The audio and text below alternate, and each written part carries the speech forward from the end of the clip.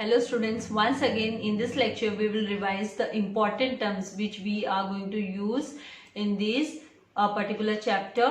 Let's talk about the entrance fees. Already we have spoke about entrance fees कि if it is mentioned in the question, अगर question में दिया है कि entrance fees को capitalise करना है तो हम कैपिटलाइज करेंगे. इसमें रेशियोज भी हो सकता है कि 2:2:3 के उसमें आप कैपिटलाइज कर दो, मतलब 3 पार्ट्स आप कैपिटलाइज के लिए ले लो, 2 आप है ना उसको रिकरिंग करके ले लो. तो ये उस तरीके से जैसे आपको क्वेश्चन दिया रहेगा उसके हिसाब से हम सॉल्व करना सीखेंगे. देन सब्सक्रिप्शंस, ये सब्सक्रिप्शंस के बारे में भी हमने ऑलरेडी है ना जो 0.5 था हमारा यहाँ पे ऊपर, वो 0.5 में हमने इसको स्टडी किया है सब्सक्रिप्शन रिलेटेड भी, कि अगर करंट ईयर का है तो हम करंट ईयर में रखेंगे. अगर करंट ईयर का लास्ट ईयर रिसीव हुआ है तो भी हम उसको करंट में लाके ऐड करेंगे, और अगर करंट ईयर का आउटस्टैंडिंग है तो भी उसको हमको करंट ईयर के उसमें ऐड करना है. तो इस तरीके से जब आपको एग्जाम्पल सम्स में दूंगी तो उसमें आपको और भी अच्छे से ये सब समझ में आ जाएगा.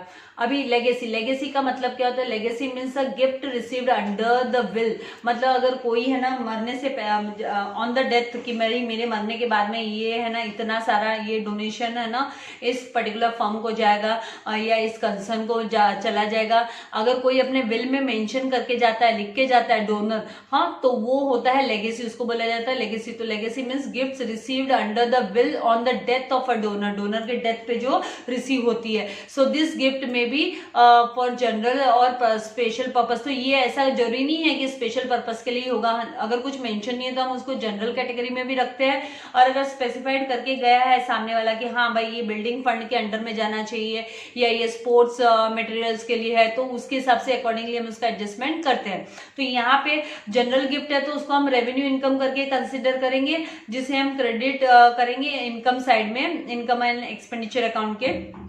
और अगर ये स्पेशल गिफ्ट करके है, स्पेशल पर्पस के लिए, तो इसको हम कैपिटल रिसिप्ट करके रिसीव करते हैं, इसीलिए इसको लायबिलिटीज के अंडर में फिर हम शो करते हैं लेगेसी को. ओके, तो ये इस हिसाब से जैसे आपको स्पेसिफाइड रहेगा क्वेश्चन में उसके अकॉर्डिंग ही हम सॉल्व करेंगे. नाउ नेक्स्ट हमें दिया लाइफ मेंबरशिप फीस. अब ये लाइफ मेंबरशिप फीस भी है ना मेंबर्स ही देते हैं. In not for profit concern same members, जो सेम मेंबर्स होते हैं वो पे करते हैं लाइफ मेंबरशिप फीस.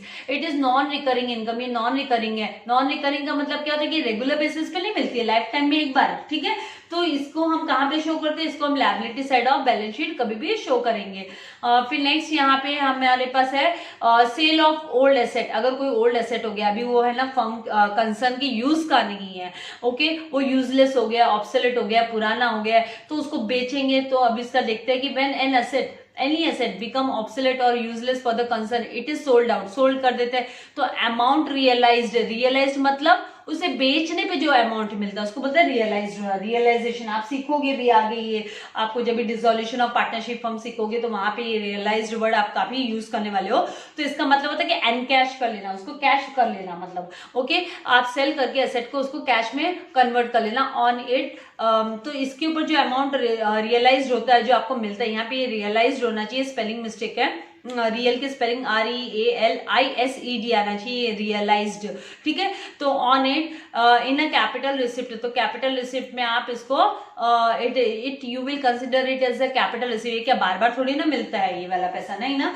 ये तो कभी कभार लाइफ टाइम में है ना, कोई फर्नीचर खराब हो गया तो बेचा है तो उस टाइम पे मिलता है. तो इसको क्या करेंगे, इसकी जो बुक वैल्यू होती है, बुक वैल्यू का मतलब क्या होता है कि हमने पीछे एग्जाम्पल भी देखी यहाँ पे किया था, 7,500 एंड 8,000 की यहाँ पे बात आई थी जब हम प्रीवियस हमारे लेक्चर में जब हम डिस्कस कर रहे थे कि इसका इफेक्ट किस तरीके से दिखाया जाता है जब एसेट्स यहाँ पे कौन सा इलस्ट्रेशन नंबर हमने ये किया है कि यहाँ पे अगर समझो 7,500 की बुक वैल्यू वाला एसेट है, वो हमने सेल कर दिया 8,000 में, तो उसको बुक वैल्यू बोला जाता है. मतलब है ना बुक्स ऑफ अकाउंट में है ना 7,500 है, तो आप 7,500 वो पर्टिकुलर एसेट, मान लो फर्नीचर बेचा है आपने, तो 7,500 आप है ना फर्नीचर में से माइनस करोगे.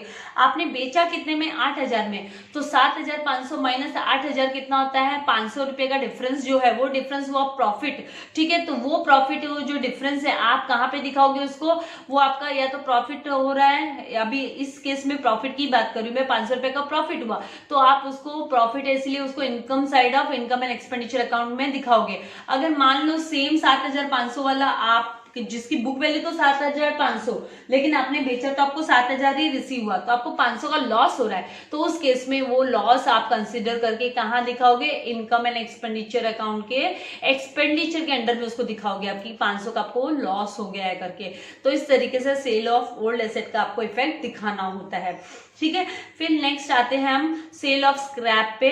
स्क्रैप मतलब जो रद्दी, ठीक है, जो भंगार वाले को हम बेचते हैं, ठीक है। तो sale of scrap, sale of scrap old newspaper, बाकी जो बेचते हैं हम स्क्रैप ऑफ ओल्ड मटेरियल्स, कोई पुराने सामान है उनको बेच रहे हैं मार्केट में, हाँ, तो it is treated as recurring income. तो उसको हम रिकरिंग, क्योंकि ये रेगुलर बेसिस पे कुछ ना कुछ निकलते रहता है, मंथली कुछ ना कुछ है ना, अटरंग बटरंग हम निकालते रहते हैं, न्यूज़पेपर, पुराने न्यूज़पेपर, कुछ मैगजीन्स पढ़ी है, वो सब चलते रहता है, तो उसको रिकरिंग करके हम कंसिडर करते हैं। तो ये कहाँ पे क्रेडिट करते हैं, इनकम साइड ऑफ इनकम के अंडर में हम इसको शो करते हैं, इनकम एक्सपेंडिचर अकाउंट के अंडर में। और अगर सेल ऑफ ओल्ड न्यूज़पेपर है तो उसको मिसलेनियस इनकम करके भी हम कंसिडर करते हैं, it is credited on the income side of income and expenditure account. अभी नेक्स्ट स्पेशल टर्म क्या है, जो यहाँ पे आपको ये पर्टिकुलर लेसन में आने वाले स्पेसिफिक डोनेशन, इसके लिए ऑलरेडी हम लोग ने है ना पॉइंट नंबर 8 जो हम लोग ने पढ़ा था, मैंने लास्ट लेक्चर में ये पॉइंट 8 आपको बताया भी था कि जनरल डोनेशन एंड स्पेसिफिक दो टाइप के होते हैं। तो स्पेसिफाइड है तो आपको उसके अकॉर्डिंगली उसका इफेक्ट दिखाना है, तो ये वाला पॉइंट वापस आप वहां से भी रेफर कर सकते हो। देन जनरल डोनेशन, ये वही point number 8। Then specific fund, ये भी पॉइंट नंबर 8 हम ऑलरेडी कर चुके हैं। अभी 10th जो टर्म आपको, जो बेसिक इंपॉर्टेंट टर्म यहाँ पे आते हैं इस पर्टिकुलर चैप्टर में, वो है एंडोमेंट फंड। ये एंडोमेंट फंड का मीनिंग क्या होता है, ये बैलेंस शीट में आपके लायबिलिटीज के अंडर में आता है, राइट। तो यहाँ पे एंडोमेंट फंड मतलब होता है कि ये फंड होता है जो created out of specific amount, embarked और गिफ्टेड और डोनेटेड। कोई आपको स्पेशली डोनेट करता है आपके कंसर्न को, बिजनेस को, ये जो नॉट फॉर प्रॉफिट ऑर्गेनाइजेशन, उसको कोई स्पेसिफाइड करके कोई डोनेशन देता है, गिफ्ट देता है, तो वो एंडोमेंट फंड करके हम लिखते हैं। तो ये इनकम हो गई, the income of this fund is specific income हो गई, तो इसको हम लायबिलिटीज ऑफ बैलेंस शीट के अंडर में शो करते हैं। आगे आते हैं हम इलस्ट्रेशंस पे, जहां पे आपको first illustration treatment of stationery दिया कि आप है ना स्टेशनरी को कैसे ट्रीट करोगे, आपके जो आपका क्वेश्चन में किस तरीके से आएगा। जैसे है ना आपको स्टेशनरी के बारे में एक तो आपको दिया रहेगा बैलेंस शीट के अंडर में, बैलेंस शीट के अंडर में अभी आप देखिए बैलेंस शीट की डेट देखना जरूरी है। आप ट्रीटमेंट देने के पहले स्टेशनरी को बैलेंस शीट की डेट देखोगे, यहाँ पे बैलेंस शीट की डेट दी है 2017, मार्च 2017, ठीक है, जहां पे लिखा है स्टॉक ऑफ स्टेशनरी 800 रुपीज। अभी रिसिप्ट्स एंड पेमेंट अकाउंट की भी डेट देखो, यहाँ पर रिसिप्ट्स एंड पेमेंट अकाउंट आपको 31 मार्च 2018 का दिया है।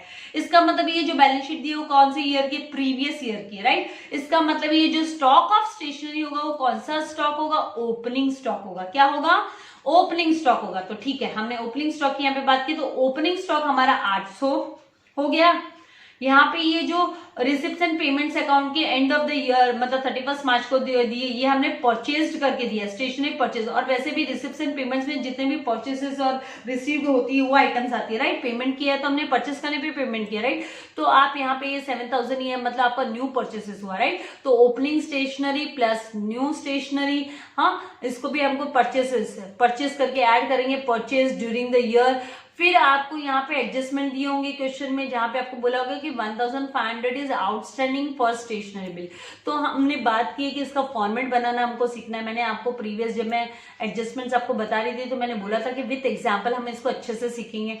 तो आप ये देखिए, ये जो 1500 है ये आउटस्टैंडिंग स्टेशनरी बिल, तो ये भी हमको ऐड करना है। तो हम क्या क्या ऐड करने वाले हैं, opening stock of stationery, add purchase during the year, then add outstanding, फिर उसमें से हम है ना माइनस करेंगे क्या, क्लोजिंग स्टॉक ऑफ स्टेशनरी।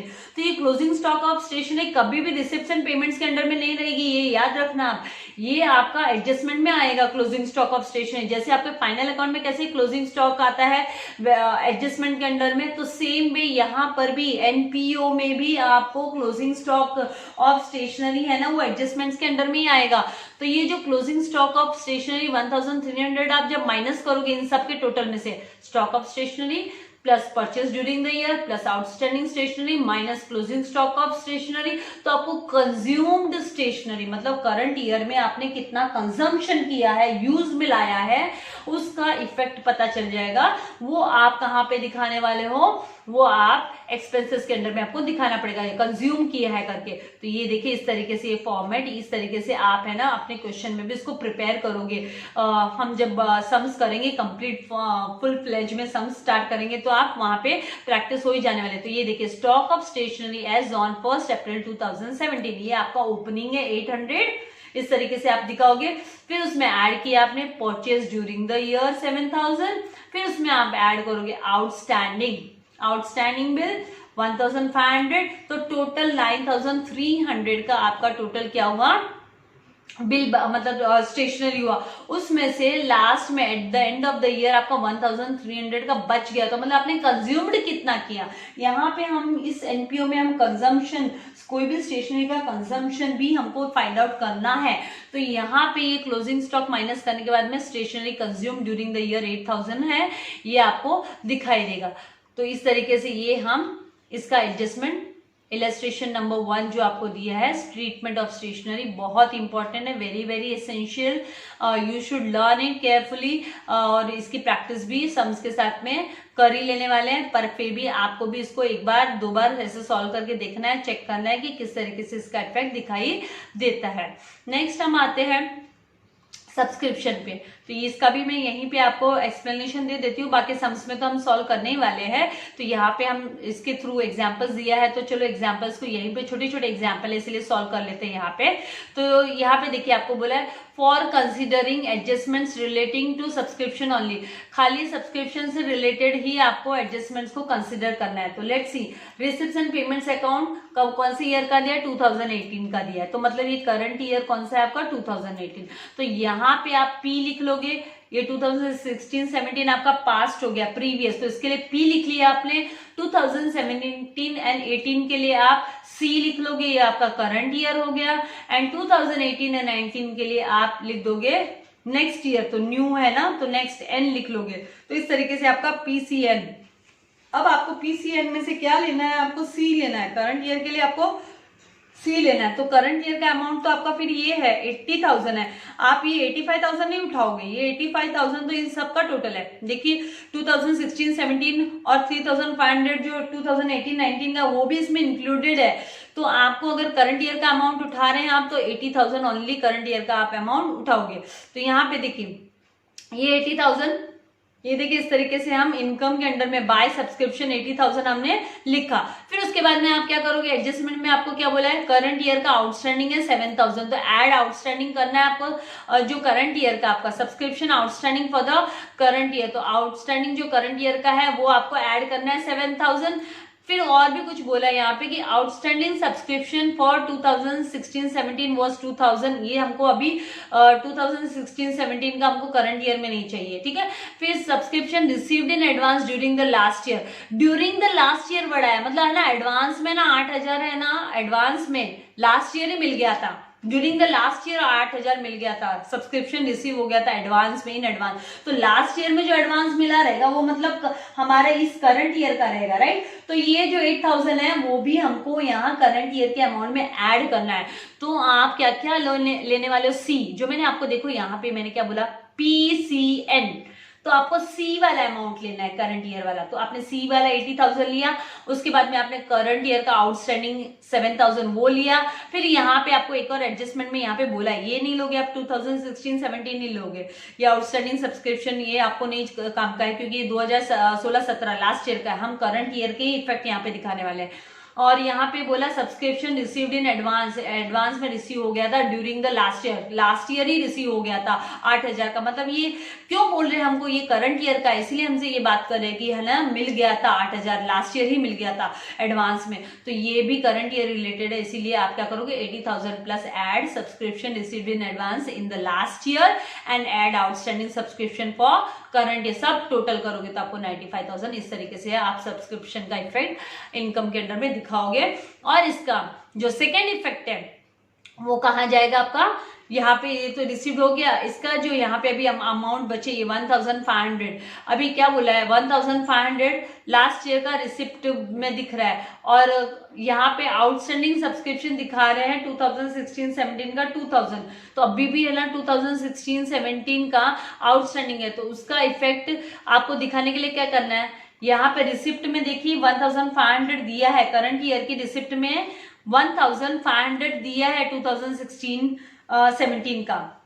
फिर आपको एडजस्टमेंट में बोला है कि आउटस्टैंडिंग सब्सक्रिप्शन फॉर कितना बकाया था 2016-17 का 2000 बाकी था, तो 2000 बाकी था, लेकिन यहाँ पे रिसिप्ट में दिखा रहे 1500 दिखा रहे, तो 2000 माइनस 1500 मतलब 500, अभी खाली कितना बचा अभी भी रिसीव होना, लास्ट ईयर का मिलना कितना बाकी है अभी भी, तो 500 आपको लास्ट ईयर का मिलना अभी भी बाकी है, तो वो आपको बैलेंस शीट के अंडर में फिर से दिखाना है आउटस्टैंडिंग सब्सक्रिप्शन करके, इस तरीके से आउटस्टैंडिंग सब्सक्रिप्शन 2016-17 का 500 रुपया ये आपको दिखाना है। प्लस आपका ये जो इसका सेकेंड इफेक्ट है subscription outstanding for the current year का भी बाकी है, आपने ऐड तो कर दिया, उसका एक इफेक्ट तो ऐड करके दिखाया है अपने इनकम के अंदर में, लेकिन उसका दूसरा इफेक्ट भी तो आना चाहिए, वो आएगा बैलेंस शीट के एसेट में, तो उसको भी आपको बैलेंस शीट के एसेट में इधर से दिखाना है 2017-18 का, मतलब 7000, और इस तरीके से ये 7500 यहाँ आ जाएगा।